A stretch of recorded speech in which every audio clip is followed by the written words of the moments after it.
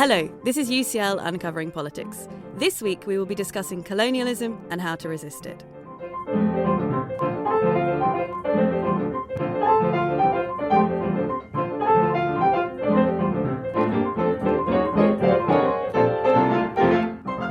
Hello, my name is Emily McTurnan, and welcome to UCL Uncovering Politics, the podcast of the School of Public Policy and Department of Political Science at University College London.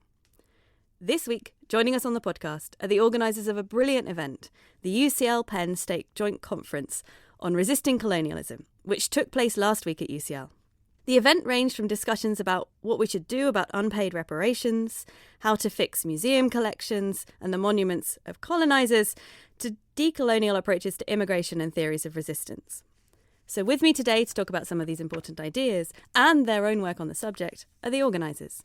Dr. Shuk-Ying Chan, Assistant Professor in Political Theory in the Department of Political Science here at UCL, whose book in progress examines decolonisation as an unfinished project of global justice. Dr. Desiree Lim, Catherine Schultz-Rain Early Career Professor and Assistant Professor of Philosophy at Penn State, whose monograph Immigration and Social Equality is forthcoming at OUP.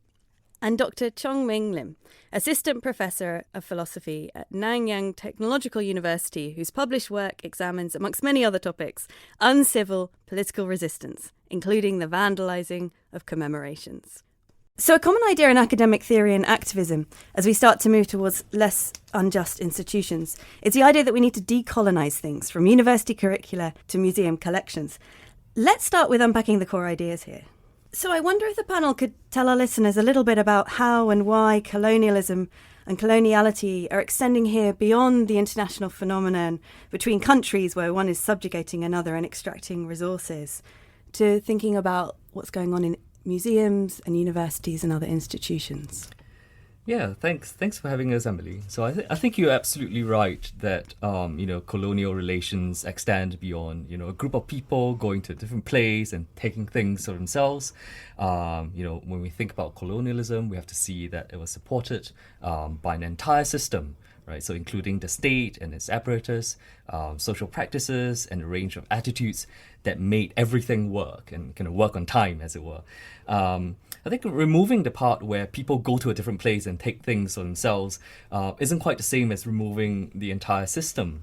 I think, in fact, I think we have reason to think that various aspects of the system persist till today. So, amongst other things, we might think, as activists and scholars have, that the organization of museums, the establishment of monuments and curricula, they're all remnants of such a system. So that is to say, they are colonial insofar as they are part of the system that supports the idea that some people can go to a different place and take things for themselves or take things from other people, in addition to supporting the very fact of some people actually, right? So acting on the idea, right? Going to different places and taking things from other people for themselves. And Desiree, at the event, you gave a fascinating talk that takes that thought about how colonialism is spreading beyond those international relations even further to talk about colonial subjectivities. I wondered if you could talk our listeners through about your ideas of colonial habitus and colonial capital. Certainly, and very glad to do that, and thank you for having all of us here. So just to build on what CM said, I do think that part of the residue of colonialism can be found in relationships between people and how we relate to each other in the present day. And so in terms of how I think about colonial habitus, obviously with that word, I've borrowed it from Pierre Bourdieu, and I think of it, or rather he thinks of it, as knowing the rules of a game and knowing how exactly to play the game and how to play it well within a particular field.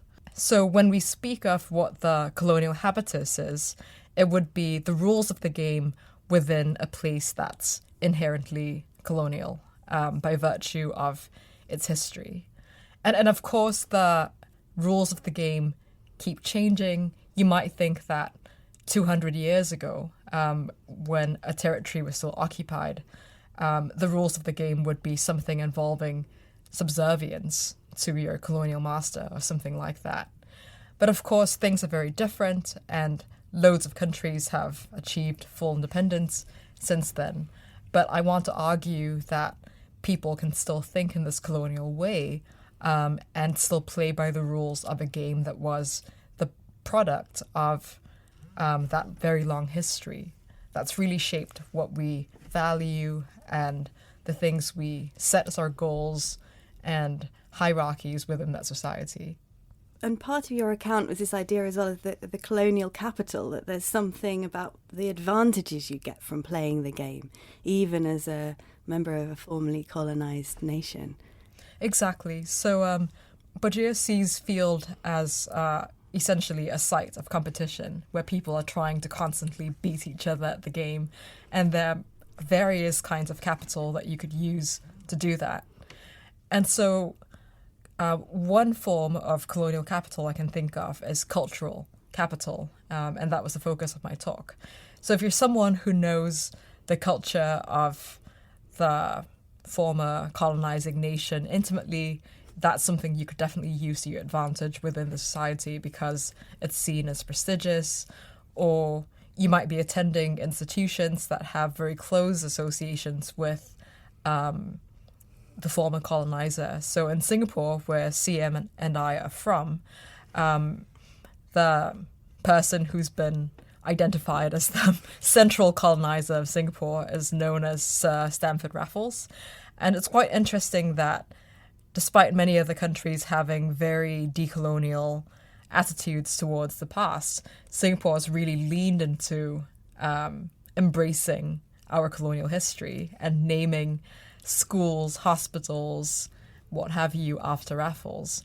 And that's a kind of cachet. So if you say, I went to Raffles Girls' School, that's going to impress loads of people and get you into the, old boys or old girls club, so to speak. And that would be a version of it. And so colonialism's so widespread, it's having all of these impacts. What does decolonising mean? How are we to go about this? Yeah, great.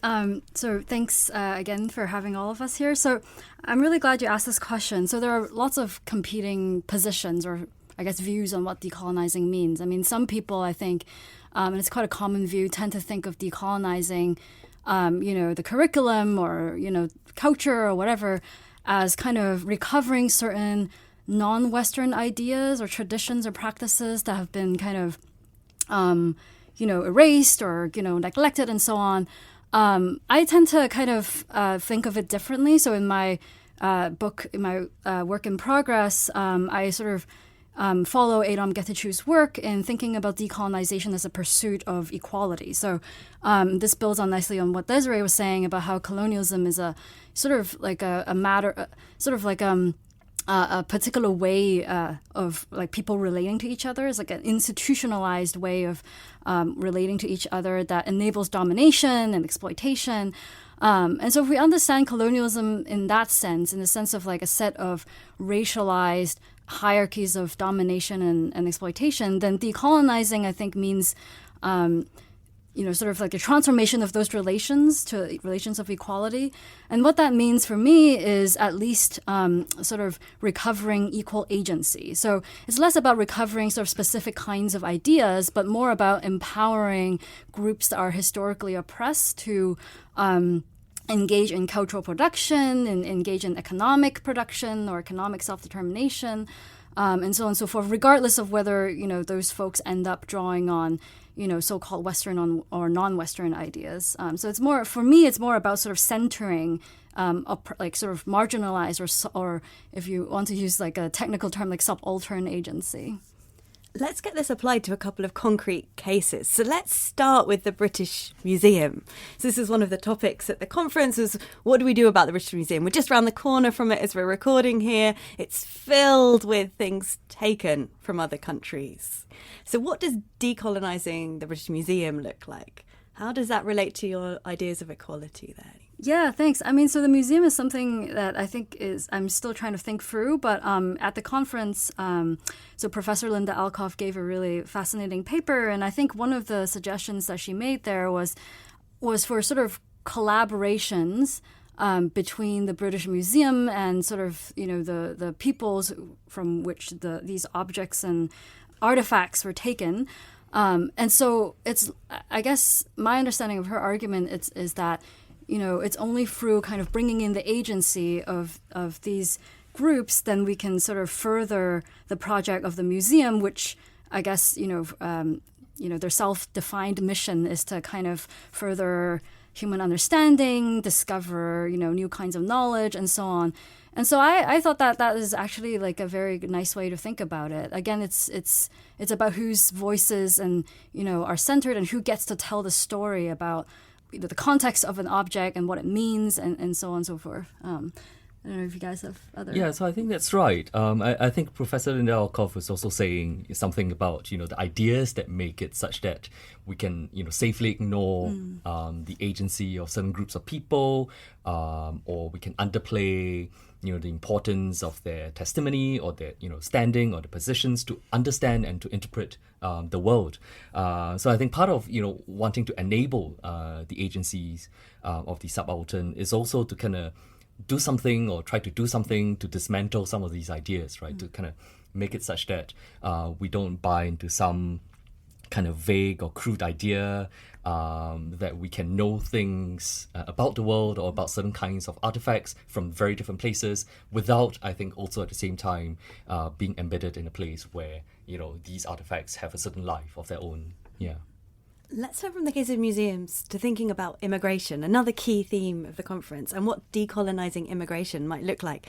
So Desiree, I wonder if you could speak to this, because I know that your forthcoming book on immigration and social equality has a part that's going to consider skill-selective immigration and colonialism. I wondered if you could talk us through a bit about what's wrong with this kind of migration policy, where states are only letting those with particular skill sets that they need in. Yeah, so I'll begin with talking about my book, and then I'll try to get my best to connect that to the themes of today's podcast. So the core argument in the book is that it's a kind of wrongful discrimination to prefer highly skilled migrants over low-skilled or so-called unskilled migrants. And you might think that at the most fundamental level, the real problem is not the immigration policy in itself, but really how we organize and how we think about skills. Because there are loads of things that might be officially classified as low skill, when in fact they do involve an enormous amount of skill, caregiving work being one of them. And of course, there's a highly intersectional element to that as well, right? It's not just that the job is considered low-skilled and is performed disproportionately by, say, women of color from the global south, but it's perhaps considered low-skilled because it's performed by low-skilled women from the global south. So I think we have to begin by really rethinking how we categorize jobs. I don't have any inherent objection to countries choosing migrants on the basis of jobs that are scarce within the country. So the example I give in the book is if there's a massive drought and there aren't really any drought specialists to mitigate the drought, then surely one can prioritize drought management specialists from other countries. And we saw this during the pandemic with medical workers for some countries.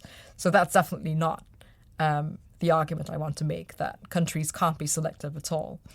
But I do think that there's a very strong rhetorical tendency on the part of politicians to say things like, we want the best and the brightest. We want the most meritorious people in the world to come and help our country compete in this race for global talent. And it's quite important to note that while it's relatively easy, I think, for highly skilled migrants, including people like me, to take up residence in various countries all over the world, and especially in the global north, that's accompanied by it being harder and harder for low-skilled migrants to enter, even though the work they perform is no less essential.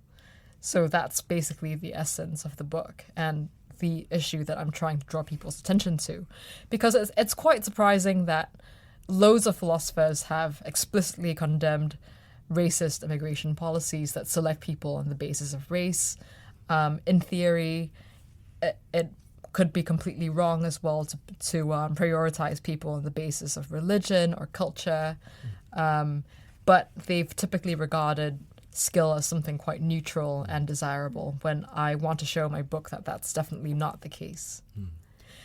And so to bring this back to colonialism, the anchoring point of the book is the idea of social or relational equality, where I think of justice as, well, a society as most just, where people in it are able to relate to each other socially as equals rather than inferiors and superiors. So that's where I begin from. And we can quite clearly see that the low-skilled versus high-skilled hierarchy would be a very clear-cut example of a lack of social equality. But so would colonial relations between immigrants and citizens, as well as between different kinds of non-citizens themselves, right? So if we were to adopt a decolonial approach to immigration, we might start thinking crucially about the sites of power that, again, still have that colonial residue, and how that affects how we see and how we do immigration policy today. And going back to what Ying was saying, to decolonize it would be to really perform a deep analysis of those sites and see what we can do to change them. And one quite interesting and provocative idea is that because the spoils of colonial wealth have been so unevenly distributed, one way to make it up to people from formerly colonized nations would be to give them the right to enter former colonial powers, so that they too can share in the wealth that their countries contributed towards. So that's one example of a decolonial policy. Interesting. Is there some worry that that might have consequences for the country from which they came that could further create issues in that home country? So I'm thinking here of kind of classic brain drain worries. So your case is, okay, it's fine if we take the medical workers, if we really need those. But of course, if one does that, that will leave other countries without medical workers that they need. And they're likely to come because likely the pay is going to be higher, owing in part to that colonial wealth. That's why they can pay more. How would you speak to that? How do we fit that into your thoughts? So that is something I do address in my book, and I think it's a very real worry. So just because you have to write to something doesn't mean that you ought to do it. But I, again, want to center the agency of the subaltern, and I don't think we should really be in the business of telling people, well, perhaps you should just stay where you are because we just want to instrumentalize your labor. I think that's quite mistaken. But on the other hand, I don't want to just, in a hand-wavy kind of sense, dismiss the very real worry that that's going to leave developing countries without skilled workers, as well as unskilled workers, just to push back on my own accidental hierarchy there. And I think it's really just a deeply complicated issue. And I want to add as well that this kind of reparative immigration is certainly not the only tool we have in our toolkit. And it may not even be the most appropriate one, but it's an idea that should be put on the table.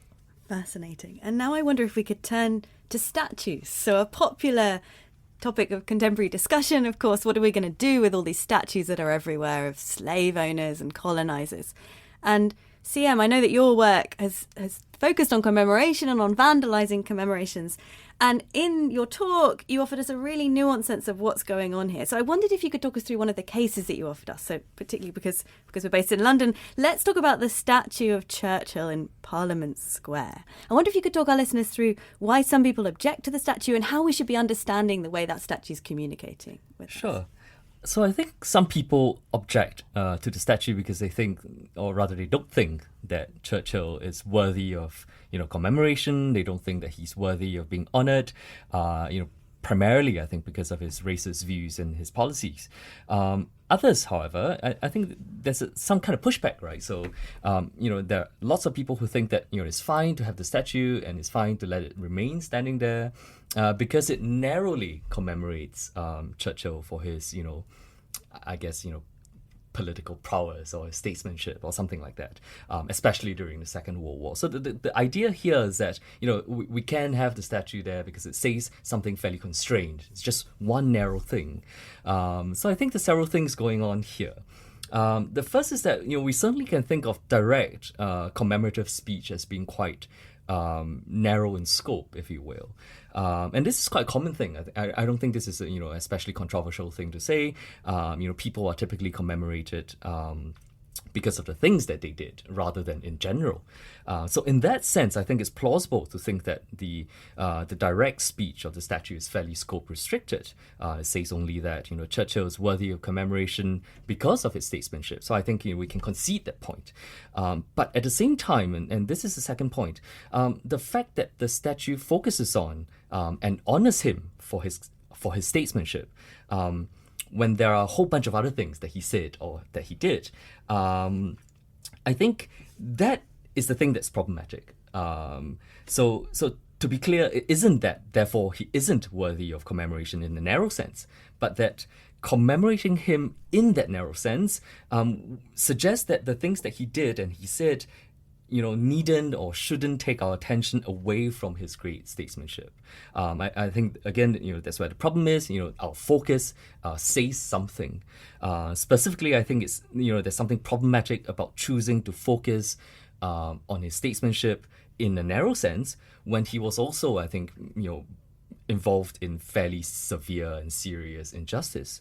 And then we can add a third point here, which is to say that this focus on some things rather than other things, can often tie in with, broader views, which may be very prevalent in society about whose lives are worthy of remembrance or lament, whose views are important to take seriously, who has the relevant standing to hold us accountable, as opposed to all those people who are not.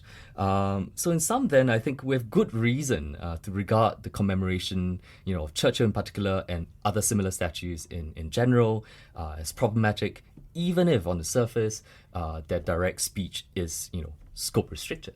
So what do we do? How do we resist these statues? I know in your earlier work you've recommended vandalising these statues, but I think your views have shifted a little bit. Maybe there's a range of things we do. Is that right? Sure. Yeah. So I think that, we resist these statues and their speech in the same ways that we resist various unjust aspects of our world, including unjust speech. So now I think that depending on the context, there can be a lot of variance in terms of what's the best approach.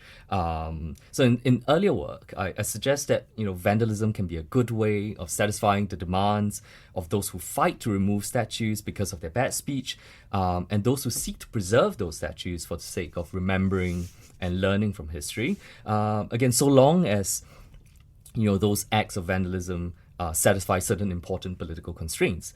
So the argument there went, if they satisfy these constraints, vandalism can allow us to respond to the bad speech of certain kinds of commemorations without removing the possibility of remembering and learning from the past.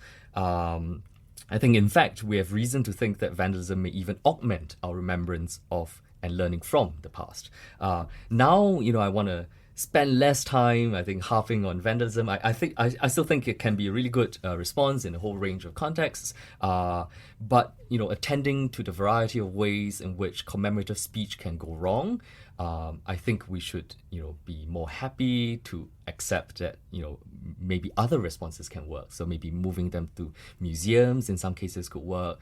Throwing them into the river in some cases could work. So yeah, I want to kind of keep things open now. That's fascinating, that observation that we're not then interfering with the knowledge of the history, because it's certainly true that I know far more about many of these statues now and who they're of than I did before all the contestations and vandalisms of these statues happened. So that's a really fascinating point to bring to light. Thank you. I wonder if we could link that back to the discussion of the Raffles case in Singapore, the thought that this is a kind of name that's appeared everywhere. Is your view that one of the ways we might start slowly to deal with the huge mess that is the colonial habitus and cultural capital in those contexts, to take the name off? Or do we keep the name for historical reasons? What do you reckon, Desiree? I think we should definitely take the name off. It's quite unlike a statue in a sense, because a statue's just, well, as CM's work has very nicely pointed out, a statue is, or a monument really, is an object that says something, right? It tells you something about the person, even the way that the person is standing, his stance in the statue. And it's quite funny because I believe all the Raffles statues in Singapore have a particular stance where he's got a foot in front of himself and he looks like really, really proud of his achievements. Well, I think that names are a little bit different. And I think we could continue to remember the unjust history that Singapore was subjected to, even without the name, simply because it doesn't take up space the way that statues do. And I wonder if we can continue this theme of resistance to colonialism, but turn now to a very direct form of resistance and a very stark form of resistance, which I know, Ying, your work has been touching on recently, thinking about what we do when reparations go unpaid. So it looks like one obvious and necessary answer to colonial injustice will have to be reparations for the land taken, for the resources extracted, for the violence and the rights violations. But Ying, you've got some interesting views on what we should do when, as they're going unpaid. So what happens then? Yeah, great, thanks.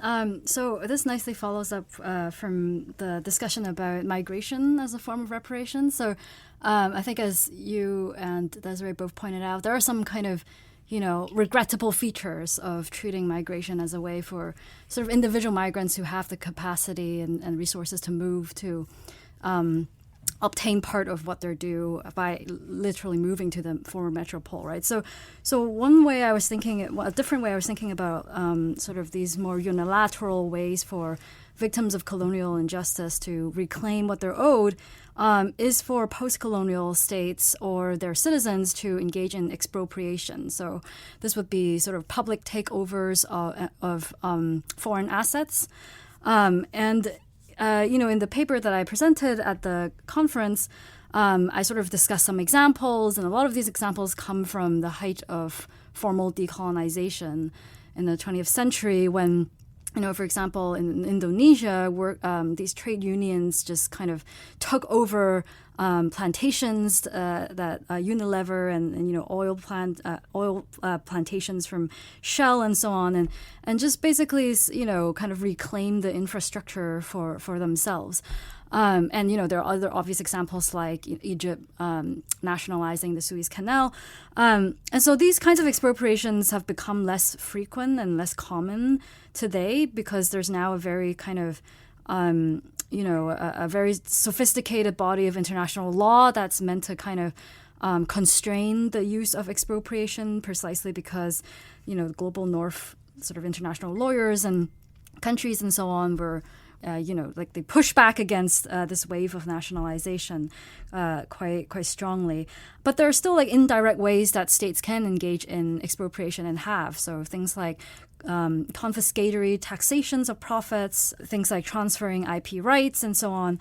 And so I sort of defend this as a way of addressing some of the, what a lot of theorists, for example, from Catherine Liu to Alazia Nuti call the structural injustices of colonialism. So if you think about colonialism as, for example, a kind of economic exploitation where there were these unequal trading arrangements set up and, the use of enslaved and forced labor and so on and so forth that partly fueled the Industrial Revolution and led to the current kind of economic inequality between states. And then expropriation is really a response to that by sort of laying claim to the capital and the wealth that the former colonies were denied a chance to develop themselves.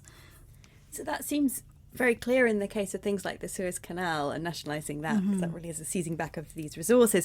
Yeah. The case of IP law you mentioned there, it looks interesting in this context. So IP law, I think that's a kind of intellectual property law, so things like drug patents. Is that what we're talking about? So countries making off-brand versions of the branded one. It looks slightly less clearly tied to the history of colonialism. Is that fair, or am I missing something important? No, it's a great question. So I do think that it is tied to the history of colonialism, in part because I think that a lot of these scientific innovations and so knowledge production, they depend on, well, first of all, capital, right? So, that goes back to the economic inequality and inequality of capital, but also depends on kind of centuries of European and Western appropriation of so-called traditional knowledge, right? So that's still happening today with bioprospecting, or what people call biopiracy, where Western companies, because they have, again, more capital and technology and know-how, they go into post-colonial countries and especially indigenous communities and sort of, take the kinds of knowledge that they've developed across centuries and repackage it and commercialize it and as their own. And so that's I think, expropriation is also kind of a response to that, could also be a kind of response to that by saying, look, there's such an unequal infrastructure of knowledge production and scientific discovery in the world, and in part because of this history of colonial exploitation. So, by, issuing compulsory licenses, what the post-colonial state is really doing is to kind of lay claim to the products of that. I mean, there's disagreement amongst international lawyers whether compulsory licensing counts as expropriation, but it is something that's protected in most investment treaties, and therefore, is something that's kind of normally off limits, unless for very, very sort of specific, narrow cases. So, as I hope our conversation so far has revealed, there are so many interesting and important issues coming out of this conference and the work that you're all doing around colonialism and resistance. I wonder if we could take a moment to reflect on the position of this work within political philosophy. So I don't quite know how to phrase this question. The first way I wanted to phrase this question was something like, do you think there are particular social and political shifts that have led to this sudden resurgence and surgence of interest in colonialism and resistance to colonialism? But the other way I thought about framing this was just to say, why have philosophers been so late to get to grips with colonialism? So I'll maybe answer the latter question. I should add that I do think decolonial philosophy has been happening for a very, very long time. And from a more personal point of view, it was my taking up a position at Penn State that really exposed me to the work of Enrique Dussel, Aníbal Quijano, Gloria Anzaldúa, Frantz Fanon, people like that. And me realizing that there are people who have been working on this for many, many years, just that we consider them to be continental philosophers. Absolutely. Thank you so much for that correction. That's absolutely right. I should have said this very narrow form of Anglo-American style of analytic philosophy has, I think it's fair to say, been very hesitant to include those in the canon and to properly get going with these issues. Yeah, so I think it was through exposure to these theorists that I realized that I'd really been missing out on a lot. And I think there's plenty of room to really marry analytic methods of pursuing philosophy, which I'm still very, very inclined towards, but also drawing on insights from these theorists, but at the same time being very careful to read them properly, take the time to interpret them and not just cherry pick and, have them speak for you, because I think that would be quite ironically a kind of expropriation. And CM, I heard you wanted to come in on this too. It was much of the same thing that Desiree was saying. I think, but I mean, I don't want to belabor the point, but I want to add that I guess there are two ways of seeing this. One is that analytic philosophy is the problem that we need to solve. The other is that analytic philosophers are the problem. And I want to say that maybe it's the latter more so the latter than the former. It seems like maybe, analytic philosophers, many of them, are held captive by a story about the history of ideas, right? So you come on from, you start from, Socrates and Plato all the way through to Rawls, through Hobbes and Rousseau and Locke and all the like. And in that story, some people are just missing, right? And I think it's no accident that the people who are missing just happen to be also, I think, colonial subjects. And I think it's not out of, any special malice that analytic philosophers have just, neglected these people. So I did my BA in Singapore, I studied philosophy, political philosophy, and there was none of this decolonial stuff at all, right? So we did our Plato, we did our Socrates, our Aristotle, we did our Locke, Hobbes, the whole lot, right? And there is a sense in which you can't imagine, I think, if we want to be charitable, that the people teaching us were, animated by some particular, fervor with, protecting the empire. I don't think that's quite right. But nonetheless, right, being held captive by a particular story of how the history of ideas unfolds, I think leads analytic philosophers to think that, this is just one way of doing this. This is how we've done things. I need to do things this way. And also I want to add, by way of, excusing myself and others like myself, is to say that there are very real pressures to write in certain ways, to publish in certain journals, in order to be, recognizably categorized, right? So and you need that because there are all these pressures to find work, to keep work, and so on, right? So I think these are the question of why philosophers have been so late to get to grips with this problem is itself, I think, part of the problem that we're trying to deal with. Yeah. Absolutely. The colonialism of philosophy is very apparent, and thank you for your answers there. And thank you for your active resistance of holding such a wonderful and interesting conference at UCL to talk about all of the ways in which colonialism is influencing our public lives and our private subjectivities and what we might start to do to resist it. So thank you all for joining me today. I really appreciate it. And I hope our listeners do too. Next week, we will be discussing the state of US politics with doctors Julie Norman and Thomas Gift. Remember to make sure that you don't miss out on that or other future episodes of UCL Uncovering Politics. All you need to do is subscribe. You can do so on Apple, Google Podcasts, or whatever podcast provider you use. And while you're there, we'd love it if you could take a moment of time to rate or review us. I'm Emily McTurnan. This episode was produced by Eleanor Kingwell-Banham and researched by Alice Hart. Our theme music is written and performed by John Mann. This has been UCL Uncovering Politics. Thank you for listening.